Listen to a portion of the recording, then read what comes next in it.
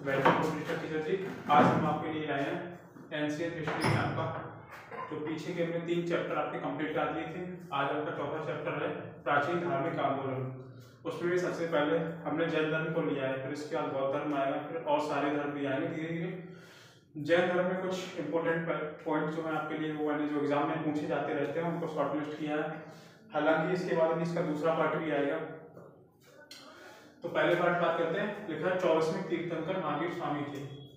Actual में जो जैन धर्म था इसकी स्थापना की थी इसके प्रथम तीर्थंकर। तीर्थंकर क्या होता है? ऐसा व्यक्ति जिसने छल क्रोध यानी सबको जीत लिया हो, एक तरह से विजित इंसान हो, जिसे बिल्कुल अभिमान न हो, जिसके अंदर बिल्कुल छल ना हो। तीर्थंकर इंसान, महापुरुष इंसान, उसको तीर्थंकर कहा जाता है। तो इसमें प्रथम तीर्थंकर हुए थे ऋषभदेव।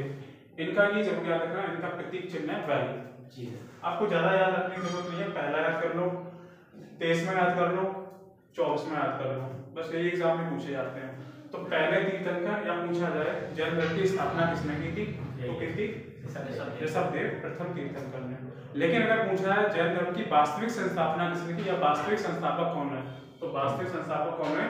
24वें तीर्थंकर महावीर स्वामी। 23वें क्या रखना है कि 23वें तीर्थंकर थे पारसनाथ। इनका प्रतीक चिन्ह है स्वर्ग। आइए अब समझते हैं महावीर स्वामी का जन्म हुआ था 540 बीसी में कुंडग्राम, ये पड़ता है बिहार, वैशाली में। वैशाली बिहार याद रखना, पूछ लेते हैं कभी कभी। 540 बीसी में इनके पिता का नाम था सिद्धार्थ। इनके पिता का नाम क्या था? सिद्धार्थ। ये थे वज्र संघ, उस टाइम महाजनपद पड़ता था ये वज्र, उसके जो है प्रधान मानो क्षत्रिय प्रधान थे। ये पड़ता है, इसकी वज्र बात करें तो पड़ता है आजकल कुंडग्राम, ये भी बिहार में पड़ता है मोटा मोटा तौर पे। दूसरे इनकी माता का नाम पूछा है तो इनकी माता का नाम था त्रिशला। ये लिच्छवी जो शासक थे इस टाइम, लिच्छवीगढ़ था, उसके राजा थे चेटक। चेटक की बहन का नाम था त्रिशला। तो एग्जाम में इनसे भी काफी बार क्वेश्चन बने हैं। इनके दामाद का नाम था जमाली। इन्होंने गृह त्याग किया था 30 वर्ष की अवस्था में।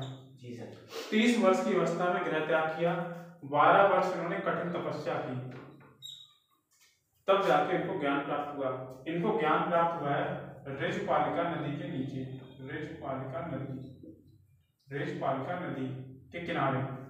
और वृक्ष पूछा है तो वो वृक्ष था सौल का वृक्ष। 2 क्वेश्चन बनते हैं। महावीर स्वामी को किस वृक्ष के नीचे ज्ञान प्राप्त हुआ, तो वृक्ष था वो सौल का, होता नहीं सौल। और नदी कौन सी? ऋषपालिका नदी। और ग्राम था जरमुका ग्राम, गांव का नाम जगह का नाम जरमुका ग्राम।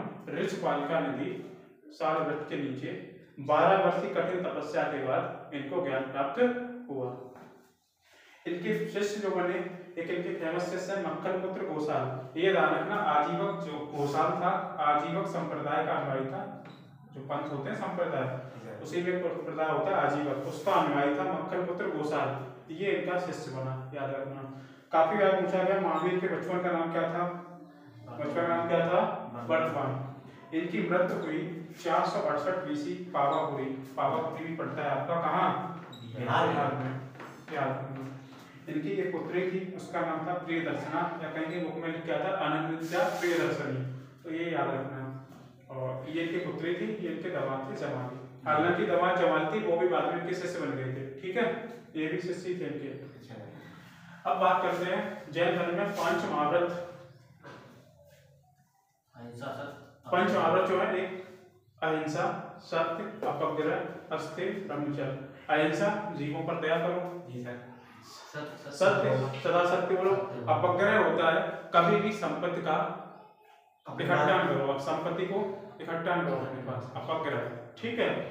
अस्थिर होता है, अस्थिर का संबंध होता है चोरी से। ठीक है, कभी चोरी नहीं करो। ठीक है।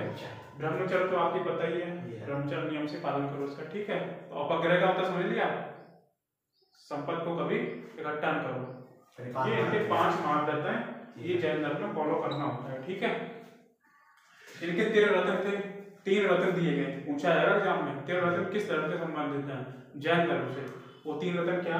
सम्यक ज्ञान। सम्यक माने होता है हिंदी में ठीक, मतलब ठीक ज्ञान, सीधा ज्ञान। ठीक नहीं, सीधा ज्ञान। सम्यक दर्शन, दर्शन की मैं चर्चा पहले कर चुका हूँ, कल भी की थी। और सम्यक चरित्र, ये 3 रत्न हैं इनके। अच्छा, कुछ मैंने शॉर्ट लिस्ट की है प्रमुख जैन संगीति। ऐसे ही मैं बौद्ध संगीति बताऊंगा। संगीत का मतलब होता है सम्मेलन, जहाँ पे जैन धर्म के बहुत सारे ऋषि मुनि इकट्ठा हुए होंगे और डिसीजन लिए होंगे अपने धर्म के बारे में। तो प्रथम संगीति हुई थी पाटलिपुत्र में 300 BC में, और इसका अध्यक्ष था स्थूलभद्र। क्या कौन इसका अध्यक्ष था? स्थूलभद्र।